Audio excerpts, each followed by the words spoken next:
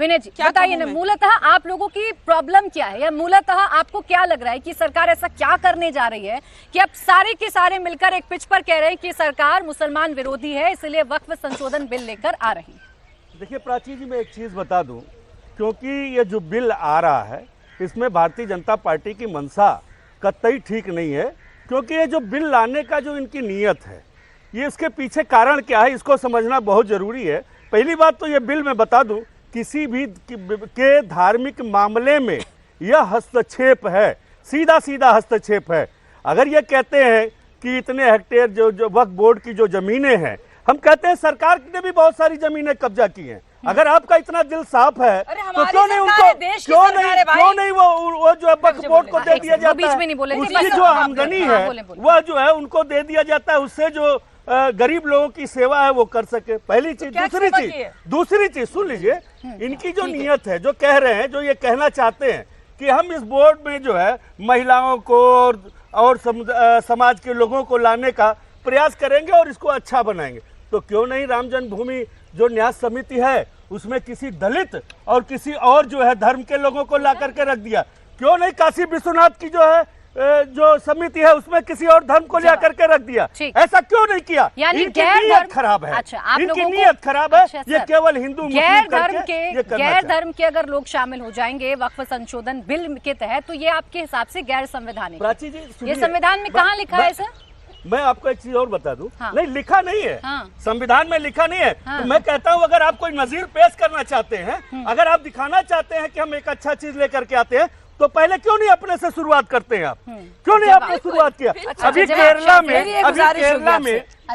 में अच्छा ठीक है, मैं जवाब ले लेती हूँ, मैं जवाब ले लेती हूँ विनय जी, मैं जवाब ले लेती हूँ, लेकिन फिर तो बहुत सारे मामले इसमें भी खुल जाएंगे। संसद पर अपना दावा पेश कर देना, तमिलनाडु में अपना दावा पेश कर देना, सूरत में नगर निगम पर अपना दावा पेश कर देना, सोसाइटी के एक फ्लैट को वक्फ कर देने के बाद उस पूरी सोसाइटी पर दावा पेश कर देना, यही अमित शाह जी थे 2018 की केरला के रैली में। इन्होंने क्या कहा था? इन्होंने कहा था भगवान भक्तों के साथ। अच्छा विनय जी, ठीक है विनय जी, ठीक है। आदेश था। अब देखिए उनकी समस्या ये है, विनय जी रुक जाइए। उनकी समस्या ये है कि जेपीसी फॉर्म की आपने वक्फ संशोधन बिल लेकर आए, आप दूसरा क्यों नहीं लेकर आए? दूसरे समुदाय के लिए क्यों नहीं लाते हैं आप? प्राची जी, मेरी ये गुजारिश होगी आपसे, आपके वहाँ पे 3 प्रवक्ता उधर हैं, मैं अकेले इस बात की बात कर रही हूँ, हमारे भाई भी मेरे साथ हैं, और लेकिन मैं आपसे एक बात कहना चाहूँगी। मैं चाहती हूँ एक एक बात का, एक एक मुद्दा जो उन्होंने उठाया है, एक एक मुद्दे का मैं जवाब देना चाहती हूँ।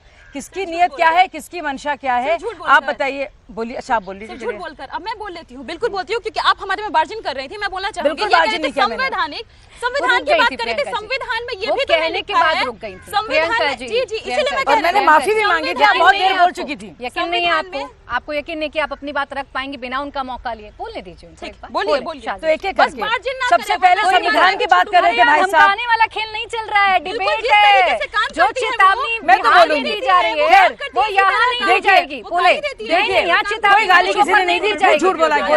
देखिए संविधान में वक्फ का कहीं जिक्र नहीं है।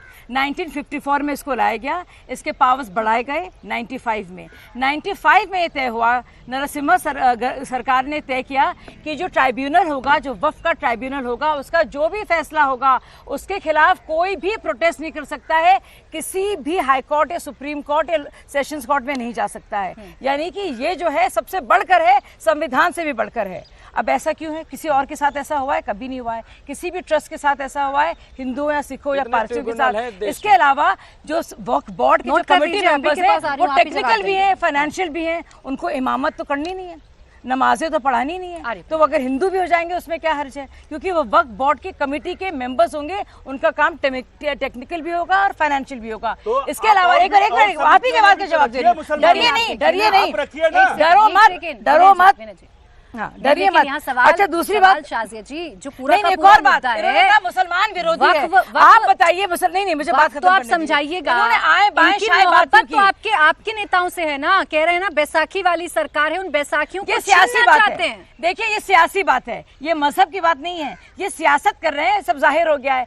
क्योंकि AIM वाले भी कर रहे हैं, PLB वाले भी कर रहे हैं, ये भी कर रहे हैं। समझ जाइए आप लोग, और खासतौर से जो गरीब मुसलमान हैं, ये जो लैंड माफिया है जिसका जिक्र बिहार में चुनाव है, शाहजी, बिहार में चुनाव चुनाव होगा। है। मैं नहीं बात करूंगी सियासत की। नीतीश जी, मेरे लिए गरीब मुसलमान बहुत आगे है, इसीलिए लेकिन मोदी जी नीतीश ने जी और चिराग बाकायदा पासवान से उम्मीद 32 है लाख लोगों सबसे को। गरीब मुसलमान। नीतीश आप और चिराग पूछिए पासवान कितने से उम्मीद वक्त है की लोगों कमेटी को। में आ रही हूँ मैं, कितने- फिर आ रही हूँ। हाँ, कितने गरीब मुसलमान हैं बता दें, कितने इसमें आप बता दीजिए कि लो कास्ट है, पसमानदा है, अच्छा, जवाब नहीं निकलेगा। मुमताज जी। मुसलमानों के लिए क्या क्या है, मुसलमान मुमताज का काम क्या है बता दीजिए अच्छा, आप। मुमताज हिम्मत जी, है, वक्फ पर तो हिम्मत है बहस- बताने की। अरे